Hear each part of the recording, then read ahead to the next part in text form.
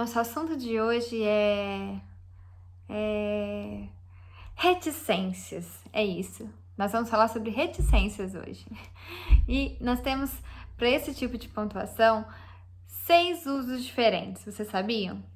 Vamos analisar cada um deles agora? Vamos lá. O primeiro deles é quando a gente quer interromper um pensamento, mas de forma que o leitor subentenda aquilo que a gente quer falar. Vamos a um exemplo. Ela dizia que não queria, mas nada disso teria acontecido se... Você sabe. Vejam só, nesse trecho, a ideia é de que o leitor subentenda aquilo que o autor quer falar, ok? Um segundo uso é quando a gente quer indicar citações comuns à fala, como a que eu usei agora mesmo, né? Quando aparentemente eu me esqueci do assunto, que eu falei, mas eu posso usar a frase também. Daí ele pegou, como se diz mesmo? Um lápis, por exemplo. Então, essas hesitações na fala são muito comuns e a gente vai usar também para representar na escrita as aspas, ok? Terceiro uso, quando a gente tiver trechos suprimidos de um livro ou de alguma obra literária. Vamos para um exemplo. Não existe texto incoerente em si, mas texto que pode ser incoerente em e para determinada situação comunicativa. Vejam só, eu tenho aí no início o uso das aspas para indicar o quê? Que existia mais coisas antes. E no final eu tenho também as aspas, quer dizer que existiam outras coisas depois desse trecho. Não é uma fala, né, que é fechada, a autora não falou apenas isso, ela falou coisas antes e depois, mas eu quero citar só esse trecho. Portanto, eu vou usar também as aspas para indicar trechos suprimidos de textos. O quarto uso, gente, nós temos para indicar uma ação que ainda não acabou. Por exemplo, a chuva caía, ela continua caindo, então, de certa forma, a ação não acabou, tá? Os dias passavam e a gente tem uma certa continuidade nesse processo. Portanto, o uso das reticências. Quinto uso, gente, quando a gente quer realçar uma palavra ou alguma expressão, dando mais ênfase, talvez até para o momento, né? Então, olha o exemplo.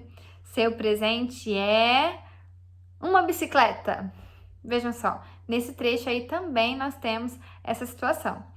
E um sexto uso das reticências é quando a gente quer indicar alguma interrupção na fala.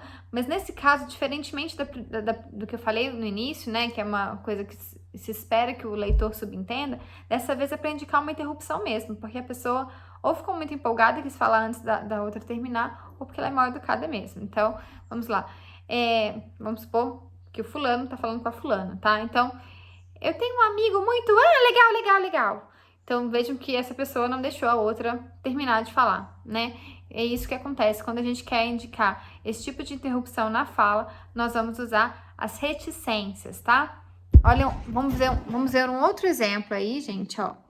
Passei pelo centro da cidade e fui... E você viu a loja que meu pai estava falando? Não vi, não. Fui rapidamente pro metrô. Então, vejam que antes que a pessoa terminasse de falar, a outra interrompeu. Uma questão muito importante sobre essa questão das reticências, gente, é se a gente vai usar letra maiúscula ou minúscula depois que a gente usar. E aí a gente vai ter duas situações. A primeira delas é se a ação já tiver sido concluída. Aí nós vamos usar letra maiúscula depois da ação. Vejamos um exemplo. Não tive tempo de ver isso. Estavam todos esperando por mim, então fui embora. Então, nesse caso, a gente tem aí, talvez, a expressão, né, de uma ação que teria continuado, temos o uso das aspas, das reticências, mas é uma ação que já terminou, tá? Ele não teve tempo de ver isso. Um outro exemplo. Heloísa fez de manhã as compras para o bolo. Farinha, açúcar, chocolate, ovos. De tarde, preparou os enfeites para a festa. Então, vejam só, todos os ingredientes já tinham sido comprados. Então, a gente terminou ali esse trecho, né? Letra minúscula a gente vai usar sempre quando a gente, como eu falei, sempre quando a gente tiver uma ação que não terminou ainda, que a gente vai dar uma continuidade. Geralmente quando a gente é interrompido ou quando a gente hesita na hora de falar, né, que é muito comum. Então, nesse caso, a gente vai retomar aí com a letra minúscula. Vejamos o exemplo. A mãe pensou, mas continuou sem saber qual decisão tomar. Ou, como eu estava dizendo, bem, infelizmente, você não foi escolhido para representar a empresa. Ok, gente? Espero que tenha dado para entender a matéria. Qualquer coisa vocês podem me procurar, estou à disposição. Um abraço e até a próxima.